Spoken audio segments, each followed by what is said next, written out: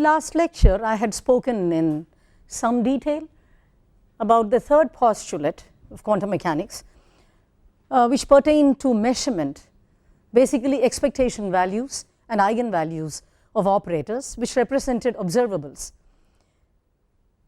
We spoke about measurement outcomes, repeated measurements, and how exactly expectation values are obtained and related to measurement outcomes in an experiment. Now, in this context, a very important question arises: how well can you make simultaneous measurements of two observables? You can always make simultaneous measurements of observables. Question is, can you measure both of them simultaneously to arbitrarily high precision? And this is really the content of the uncertainty principle, primarily due to Heisenberg. And it is the uncertainty principle that I will discuss in some detail today. So, the topic today is the uncertainty principle.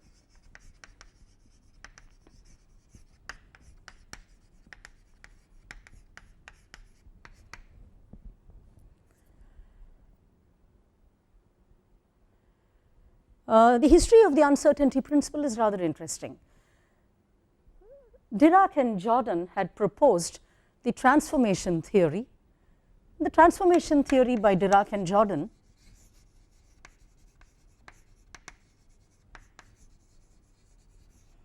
was really based on the theory of linear vector spaces, and the theory helps one understand both wave mechanics due to Schrödinger primarily, and matrix mechanics primarily due to Heisenberg, within the mathematical structure of linear vector spaces. This was due to Dirac and Jordan.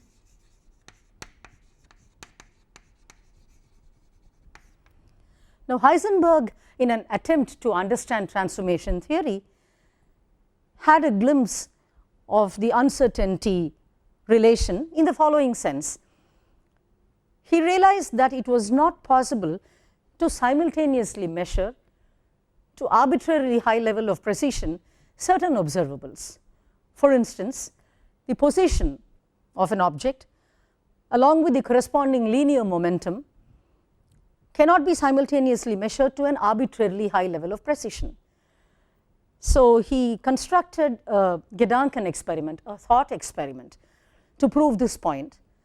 Now, the thought experiment was all about a gamma ray electron microscope, where the gamma rays interacted with the electrons, except that the experiment as conceived by Heisenberg assumed that the interaction was like collisions between mechanical objects, which is not quite the truth. However, although the experiment itself as conceived in its original form by Heisenberg is not precise,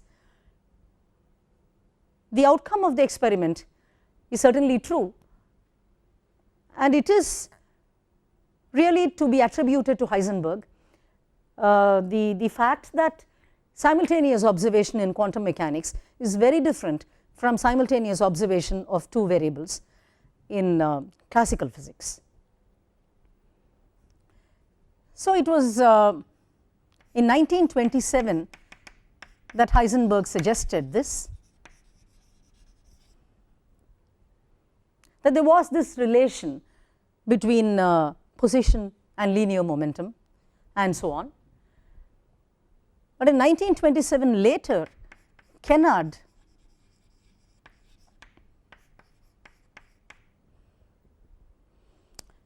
actually produced a very precise mathematical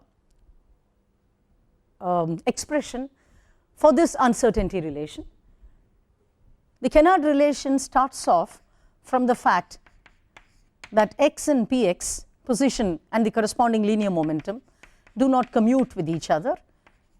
I had spoken about this towards the end of my last lecture, and just using the fact that this is the commutation relation between x and px, Kennard showed that the variance in x, if the variance in x is delta x squared,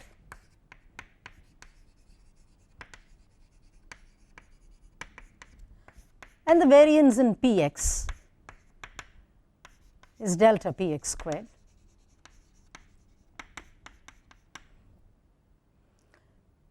where the variance of course is defined as the expectation value of x minus the average value of x, the whole squared, and so on.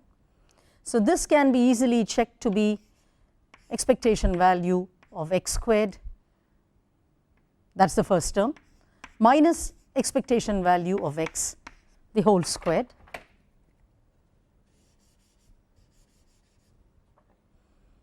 So this is the variance. Similarly, I can give a definition for p sub x. What Kennard showed was that delta x, delta px was greater than or equal to h cross by 2. This is a very interesting statement, because however good the experimental measurements may be, however good the instruments may be, there is always a minimum uncertainty, delta x, delta px equal to h cross by 2 in some state, which is a minimum uncertainty state, and for other states it is greater than this minimum value. In 1929, Robertson derived this uncertainty relation in a more general setting, where two operators A and B were considered Hermitian operators because they represent observables, and Robertson showed that delta A, delta B was greater than or equal to half the modulus of the expectation value of the commutator of A with B. It is pretty clear that if A and B commuted with each other, then this quantity became 0, and you have delta A, delta B greater than or equal to 0. But in general this is true. In 1930,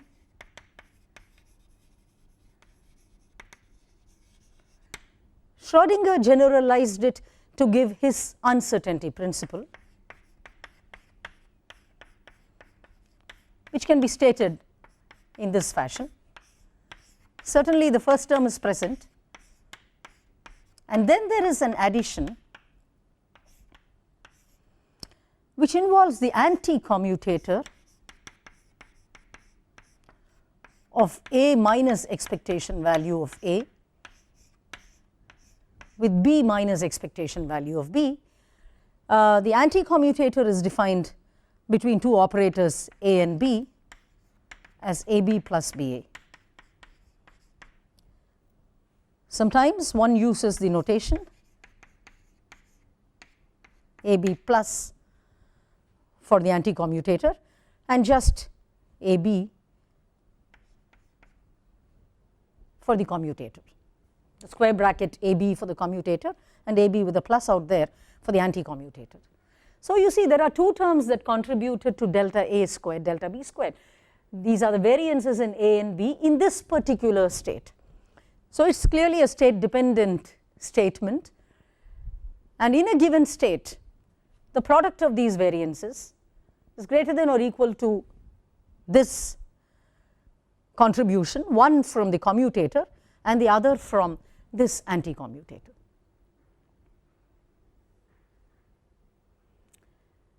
So since these are all positive quantities, it is pretty clear that delta A squared, delta B squared is definitely greater than the first term, and that is why you get the relation which Robertson gave. So this is due to Schrödinger. This is Schrödinger's uncertainty principle. In order to derive this uncertainty principle and study the various ramifications of the principle, one really starts with the Schwarz inequality. So I will first derive the Schwarz inequality and then proceed to explain the uncertainty principle in this context.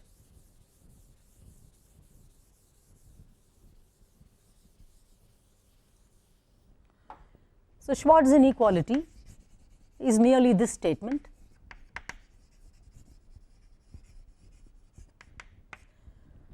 Suppose you have two states, psi and phi.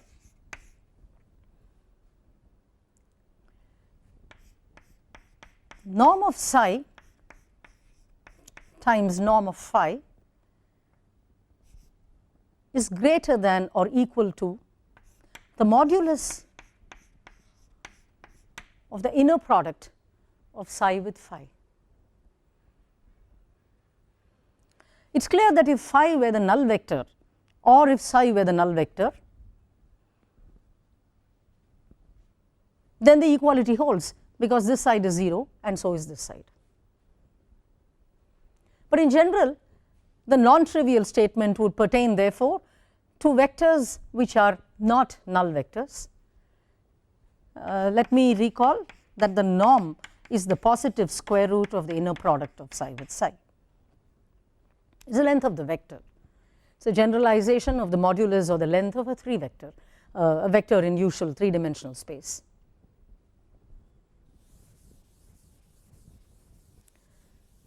So, let me first consider this object, ket psi plus a phi, where a is some constant, a complex constant. Now, clearly the bra is this. These are states in the linear vector space. I wish to find the inner product of psi plus a star phi with psi plus a phi. Now, this object is clearly the inner product of a state with itself, and therefore is greater than or equal to 0, and since these are not null vectors psi and phi, it is greater than 0. In any case, this object in general is greater than or equal to 0. But I can expand this,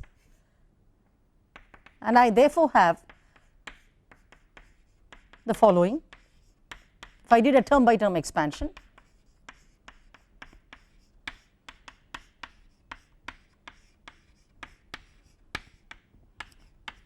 this quantity is greater than or equal to 0. A is an arbitrary constant, and therefore I choose a specific A. Let me choose A to be this object minus phi psi by the inner product phi phi. So, all I have to do is substitute for A and A star. It is clear that A star is minus of psi phi divided by phi phi.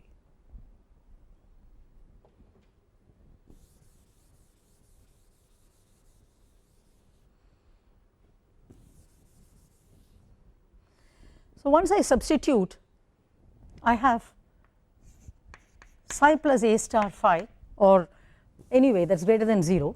0 is less than or equal to psi psi, substitute for A,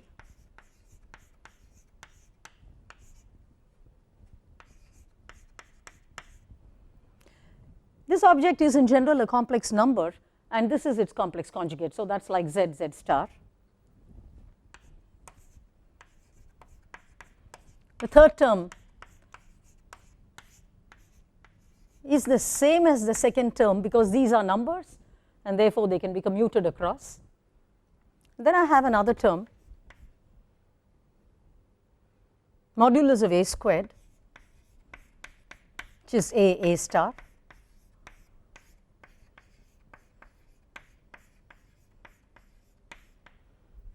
that multiplies phi phi. So, I can score that out, and now I multiply throughout by this inner product.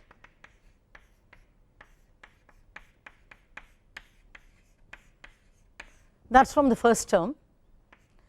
I am just clubbing the second and the third terms.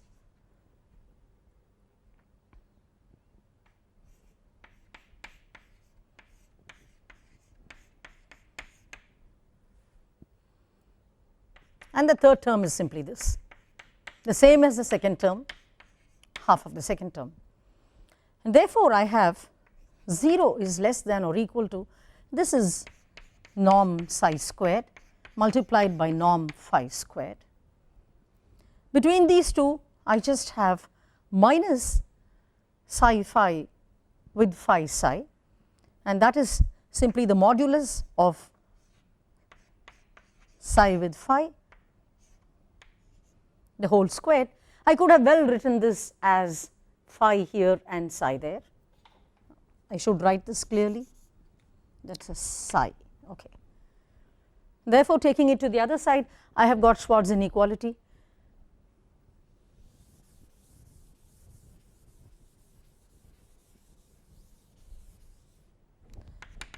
Therefore, norm psi norm phi is greater than or equal to modulus of the inner product of psi with phi, and that is Schwarz inequality. Now, this is something we use in order to derive the uncertainty principle, which is what I will attempt to do now.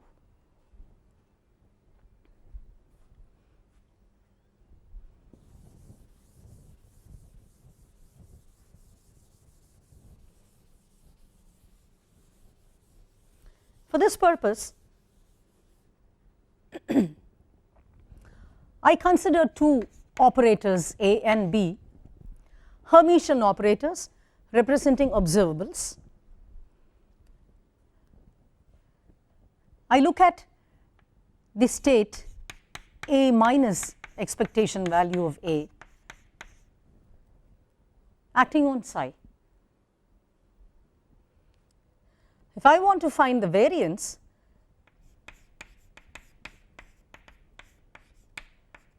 that is the expectation value of A minus expectation value of A the whole squared. So, I can well write this as psi, and this is Hermitian. So, this is what it is.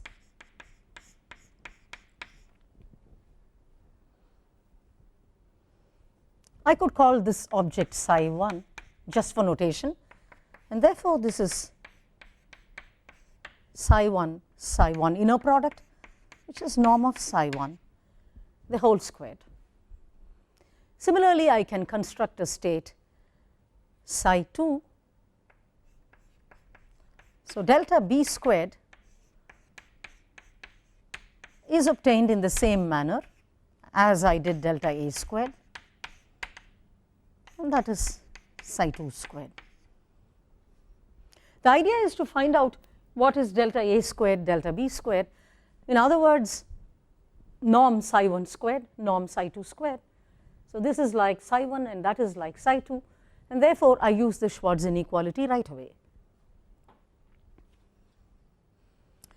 So, because of this, I know that norm psi 1 squared, norm psi 2 squared is greater than or equal to the modulus of the inner product of psi 1 with psi 2 the whole squared. This is a complex number. It has a real part and an imaginary part. So, the real part of this complex number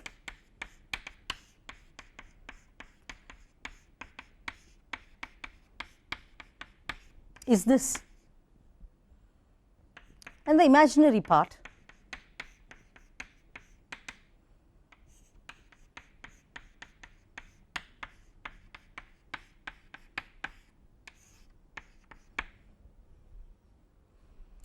so, this complex number can be written in terms of its real part and its imaginary part.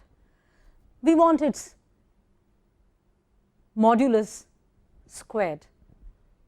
The modulus squared is clearly going to be the real part squared plus the imaginary part squared. So, let me consider that.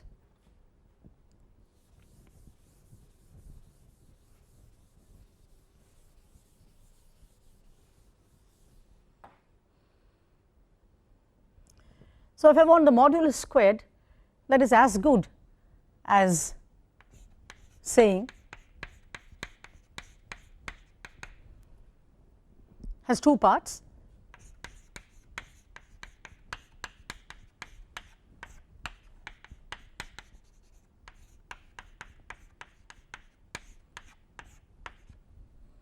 So, let me consider first the real part.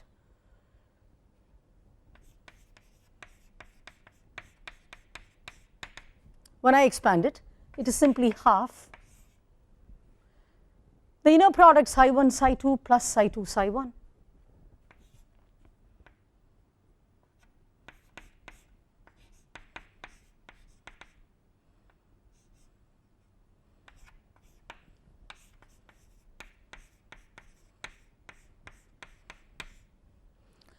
Plus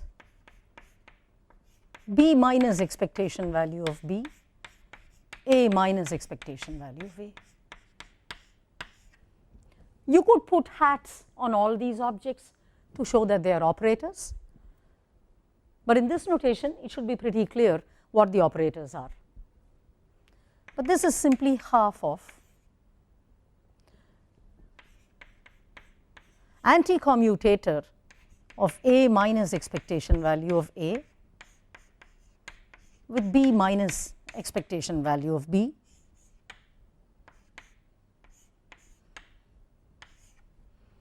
We are interested in the square of this, and therefore, this is quarter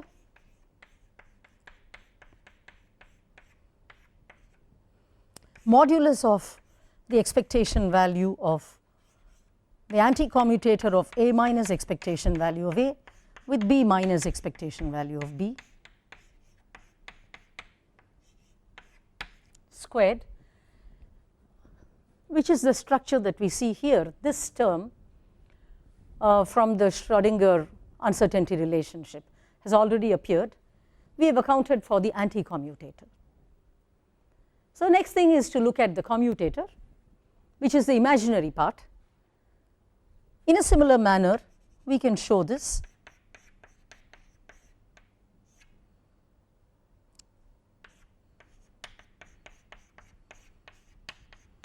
Commutator of A with B, the expectation value of that mod square. So, this really comes from the imaginary part of an appropriate inner product, and this comes from the real part of the inner product. So, putting the two together, I get delta A squared delta B squared is greater than or equal to this term plus that term, and that is the proof of the Schrodinger uncertainty principle. Now, it is good to discuss certain cases in this setting.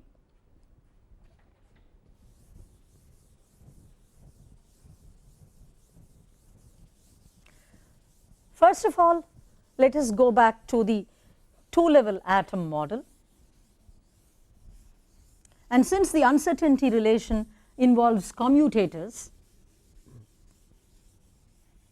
it would be good to look at objects which do not commute. So, my first example would be the two-level atom, and just to remind you, S plus takes us from ket G to ket E, and S minus takes us from the excited state down to the ground state, and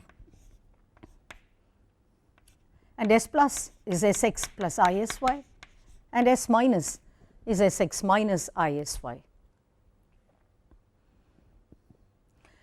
I want to look at an eigenstate of Sz.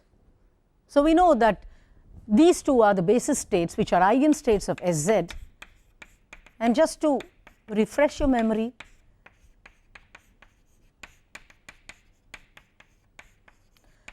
these are the corresponding eigenvalue equations. We also have a commutator algebra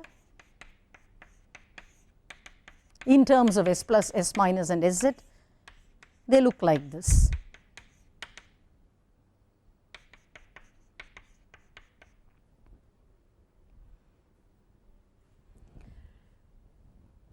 So, I am interested in finding out delta Sx squared, delta Sy squared, the product of the variances in Sx and Sy, and the state that I consider is an eigenstate of Sz, say ket E. So, I use the uncertainty relationship. Now, the first term is the commutator. So, look at the left hand side of the uncertainty relationship. First of all, the commutator of A with B in this case is the commutator of Sx with Sy, which is IH cross Sz. I want to find the expectation value of the commutator of Sx with Sy in the state E and take the mod square of that expectation value. That is the same as modulus. I pulled out the IH cross,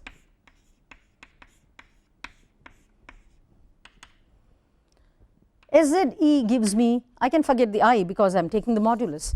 So, that gives me an H cross, the Sz gives me another H cross by 2, and this is to be squared. So, I basically have H cross to the power of 4 out there, and there is an H cross by 2 here, and therefore, I have H cross to the 4 by 4. So, this is what I have.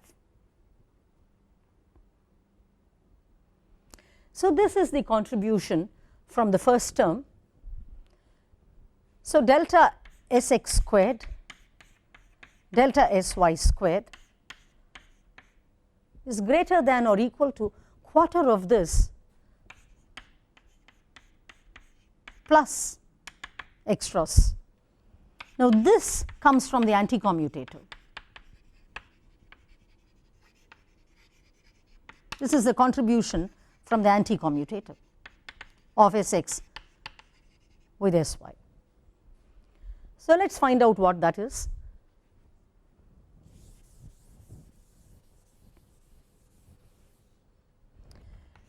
I wish to find out the expectation value of Sx minus expectation value Sx in the same state E,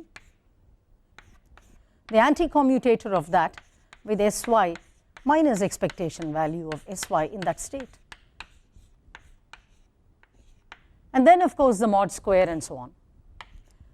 First of all, in the state E, the mean value of Sx is 0. The simplest way of seeing this is to write Sx as S plus plus S minus, and since S plus acts on E to destroy it, there is no contribution from that term, and S minus acts on E to give me G, ket G, and ket E and ket G are orthogonal to each other, therefore, there is no contribution. Similarly,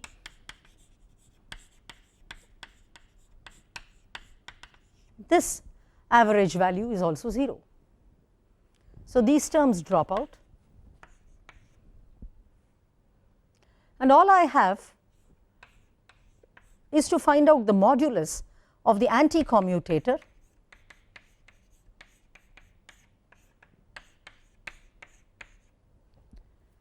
its average value and square it. I need to estimate what is Sx Sy plus Sy Sx.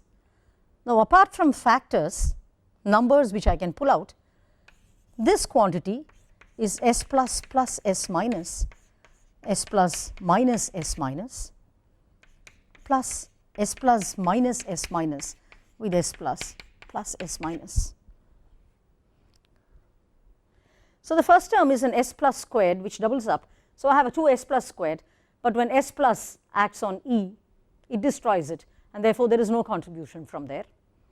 Similarly, there is a minus S minus squared, and that comes twice over, but again there is no contribution from that, because S minus acting on E twice, first time gets it down to G and the next time destroys it. Then there are cross terms. There is an S minus S plus S minus, and that cancels out. Then there is an S plus S minus with a negative sign, and that cancels out with a term here, and therefore, this contribution is 0. Thus, it turns out that the anti-commutator does not contribute at all, and any contribution that comes to the right hand side of the uncertainty relation is from the commutator.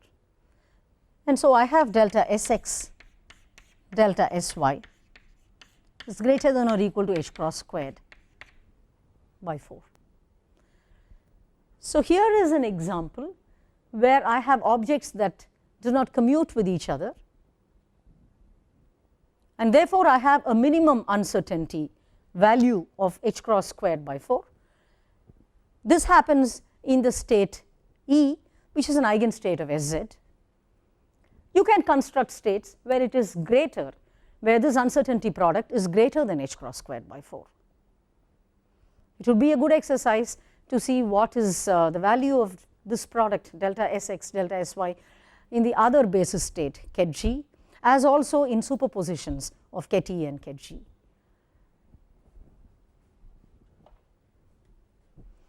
Now, let me look at another example. My next example is to find out, again in this two-level model,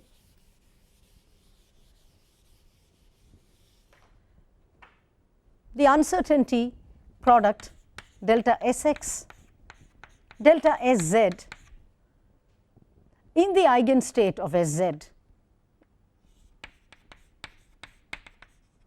that is ket E.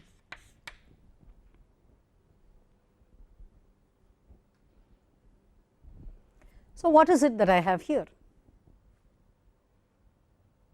This is an eigenstate of Sz, therefore, delta Sz is equal to 0, and therefore, delta Sx, delta Sz is equal to 0. But that does not mean that delta Sx is 0 in the state ket E. This is in fact finite, and we can check this out. So, what is the variance of Sx in this state?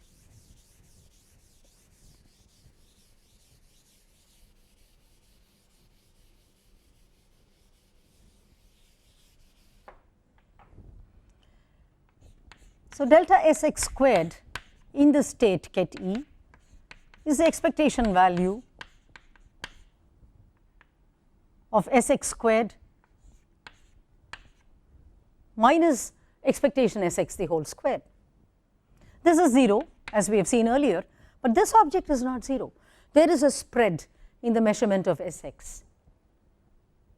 We can compute that right away.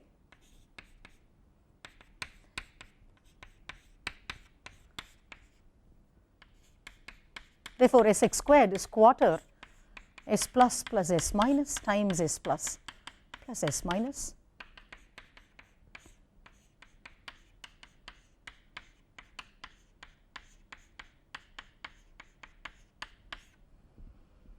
Now, it is clear that when these operators are sandwiched in the following manner, between the states ket E and bra E, this does not contribute and this does not contribute. So, the contributions are 0 from here, but this does, because S plus S minus out here, S minus acting on E gives me G, and S plus acting on G takes it back to E, and there is an E on this side. Similarly, here I have an S plus acting on E which will annihilate and therefore not make a contribution, but I do have this term which stays. So, essentially this is quarter expectation E S plus S minus E, and S minus E takes it to G, but S plus takes it back to E. So, apart from a number which is non-zero, there is a non-zero value for expectation Sx squared, and therefore, delta Sx the whole squared is not equal to 0. Although the mean value of Sx in the state ket E is equal to 0.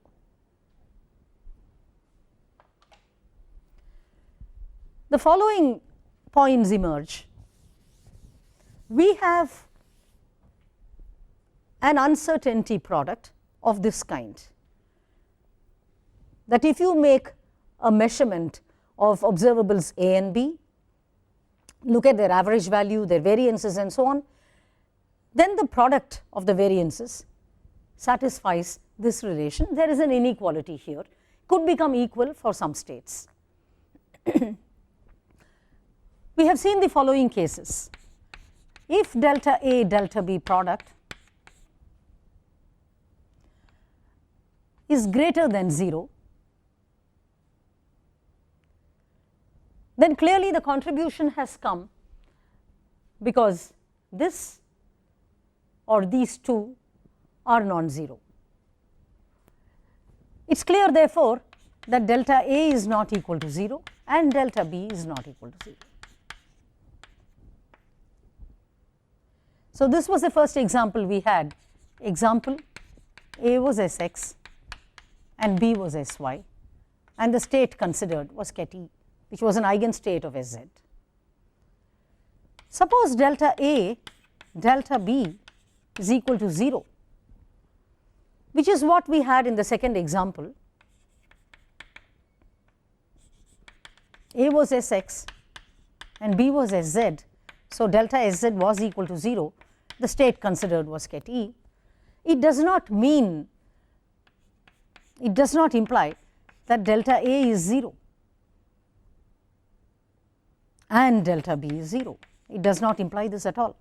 It simply means that one of them is 0 in general, and that is what we have seen in this example. Now, it is possible that delta A delta B greater than 0 equal to a finite quantity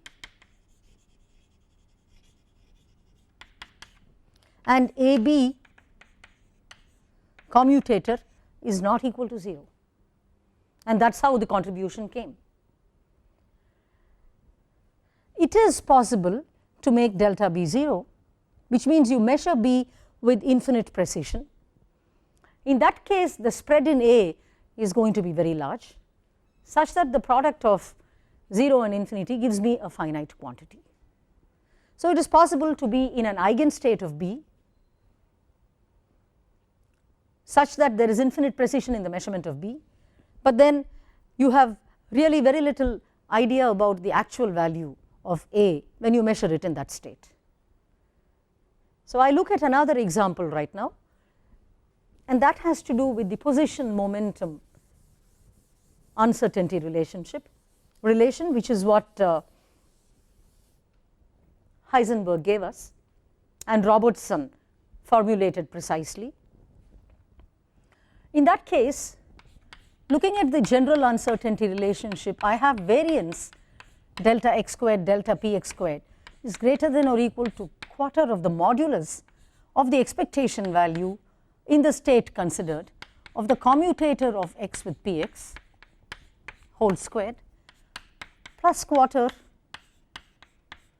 of the anti-commutator's expectation value, the anti-commutator being x minus expectation value of x with px minus expectation value of px in that state.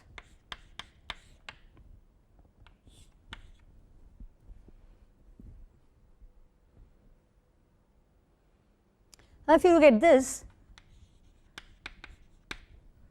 xpx is IH cross identity, and therefore, delta x squared delta px squared is greater than or equal to quarter h cross squared, telling us definitely greater than this, because this could also contribute perhaps.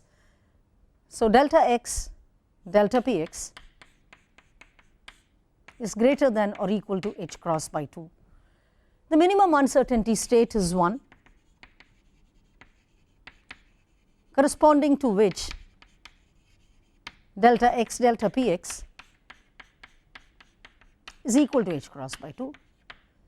And we will see that the ground state of the oscillator, for instance, is a minimum uncertainty state. In optics, the 0 photon state is a minimum uncertainty state, and so on.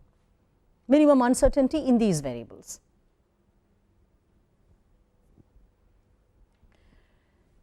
In order to actually make this estimation and give an example, a concrete example, I have to consider a specific system, and it would be good right now to move on to a slightly more complicated system, a system which does not have two discrete levels as its eigenspectrum for the Hamiltonian, but an infinite number of discrete levels for the eigenspectrum. In other words, it would be good to take an example which pertains to an infinite dimensional linear vector space, a discrete infinity of levels.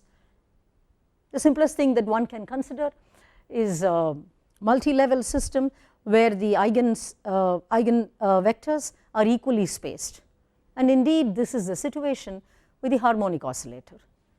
So, it is a good thing now to consider the next level of complexity, which is an infinite dimensional linear vector space, but with a discrete equally spaced energy eigenspectrum.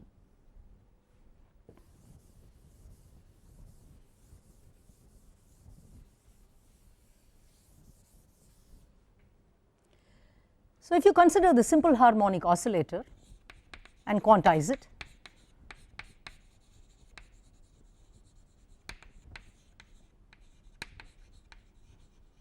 before we actually proceed to do the problem, solve the problem explicitly,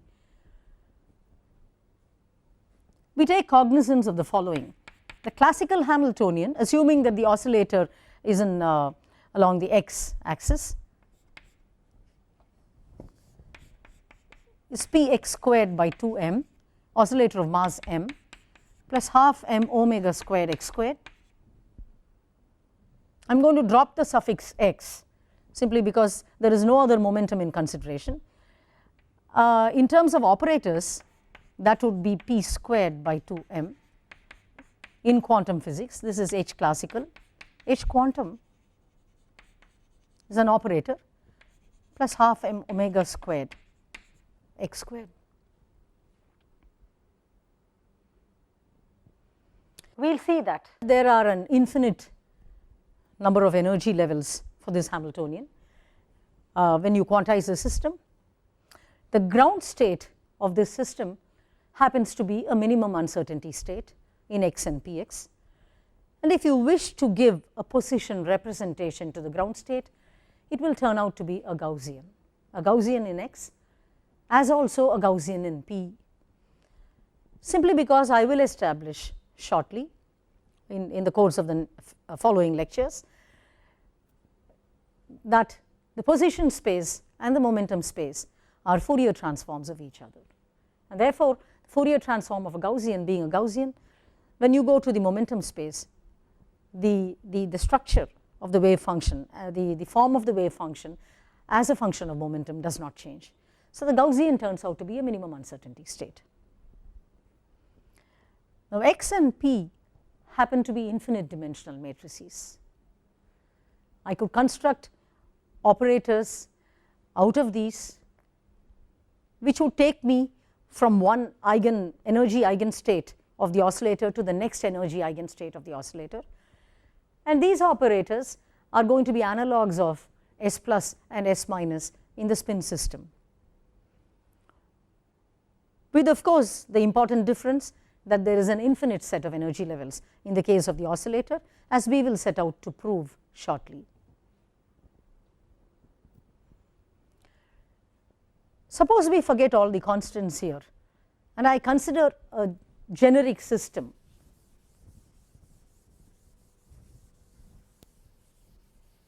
where I have set, for convenience,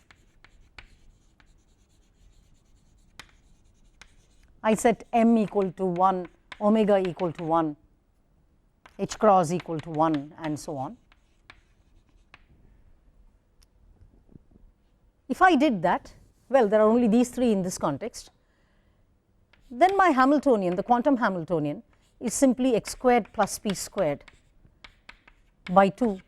I will put back the m and the omega and the h cross later, with the commutation relation that xp is equal to I times the identity operator. I could find combinations. I could find a combination A, which is x plus IP, and A dagger, which is x minus IP. and obtain the commutator of A with A dagger, I could represent this algebra in terms of the commutator between A and A dagger. Now, first of all, let us find out what is A dagger A. It is clear that A and A dagger are individually not Hermitian operators.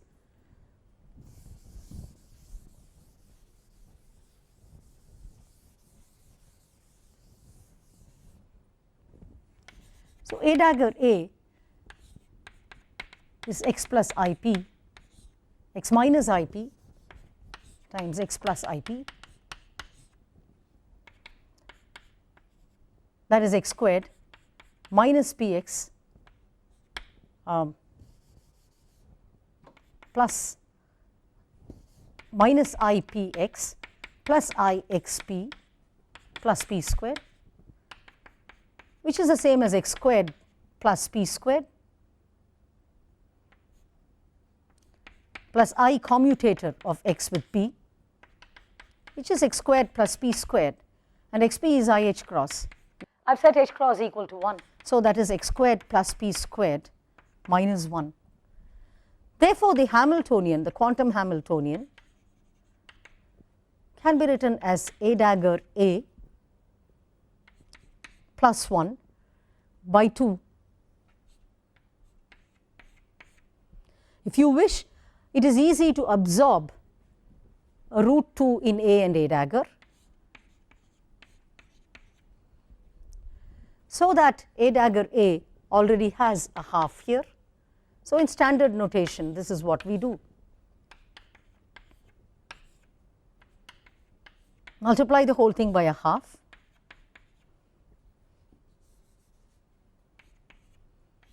so that the quantum Hamiltonian can be written as A dagger A plus half. But it is a Hamiltonian, and if you put in the h cross, the m and the omega properly, you actually land up with the oscillator Hamiltonian to be A dagger A plus half h cross omega. That has got the dimensions of energy in any case. One could study the quantum oscillator using the Hamiltonian A dagger A plus half h cross omega. I would formally define it properly in terms of x and p, putting in the h cross, the m and the omega in the suitable places. But the algebra x p is equal to I h cross is equivalent to the statement that A dagger commutator, given that x p is equal to I h cross. In this case, I am writing I because h cross is equal to 1. The commutator of A with A dagger is the commutator of x plus I p with x minus I p.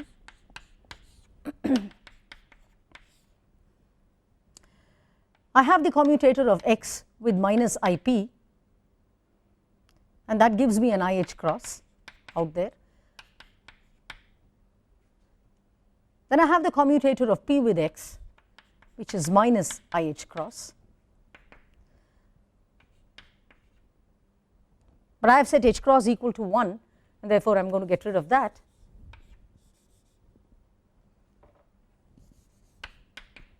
Thus giving me 1 here. Instead of writing x p is equal to I could have well written the commutator of A with A dagger is equal to 1. So, these are equivalent ways of writing the algebra of the commutators. Even as we wrote in the spin system, the commutation relation Sx Sy commutator is IH cross Sz cyclic, or equivalently in terms of S plus S minus commutator, I could work with xp is equal to I or with A dagger is equal to 1.